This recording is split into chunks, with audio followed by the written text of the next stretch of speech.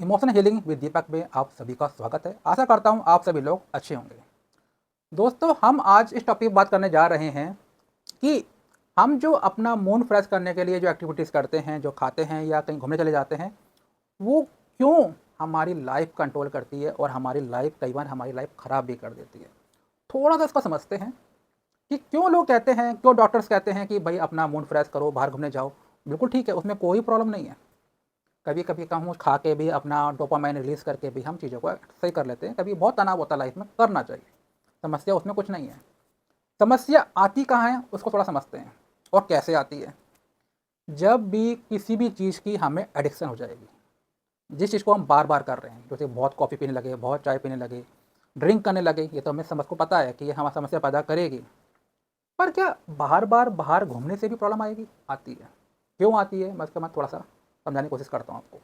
जैसे कि समझो मूड ख़राब हुआ, हमने अपनी कार उठाई और बाहर कहीं पहाड़ घूमने चले गए, ठीक है, कोई प्रॉब्लम नहीं है। आग ये रूटीन अगर डेली का बन गया, हर हफ्ते जा रहे हैं, हर महीने जा रहे हैं, बार बार हमारा बाहर ही मन वो हो रहा है, तो उससे समस्या ये है, जब भी हम अपने न्यूरॉन्स को या कहो अपने मन को बार बार ट्रिगर करते हैं कि हमारा अंदर तो नेचुरल तो कुछ है ही नहीं, सब बाहर से ही सही होगा। जो हमारा जो रियल है, जो नेचुरल प्रोसीजर है खुश रहने का, हैप्पीनेस का, वो बिगड़ जाता है। फिर अगर वो एक बार बिगड़ गया तो हम कभी भी खुश नहीं रह पाते। कुछ हो रहा है लाइफ में तो खुश हैं, पार्टी हो रही खुश हैं, कहीं घूमने गए तो खुश हैं, जैसे ही वहाँ से आते हैं फिर अपसेट हो जाते हैं। क्या हुआ? कुछ नहीं, पता नहीं।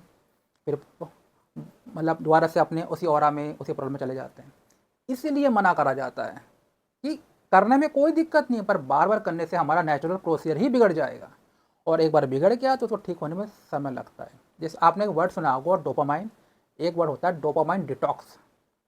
ये जितनी फास्टिंग होती है ना, विपස්සना में जो कराते हैं, ध्यान में जो चीज़ें होती हैं, मौन रखवाते हैं, या जो जनरली फास्टिंग करते हैं, ये डोपामाइन डिटॉक्स का ही प्रोसीजर होता है कि हम अब कुछ दिन के लिए या 2 दिन के लिए, 1 दिन के लिए सब चीज़ें कट जाएं, नेचुरल फूड खाएं, अपनी प्राण शक्ति बढ़ाएं। जो हमारा नेचुरल डोपामाइन बनना बंद हो गया था हमारे बॉडी में, वो दोबारा से बनना शुरू हो जाए। हम आराम से किसी वजह के या कुछ खाए पिए बिना भी हम खुश रह सकते हैं, किसी से बात करे बिना भी खुश रह सकते हैं। इसलिए मना करा जाता है कि किसी चीज़ को बार बार रिपीट ना करें।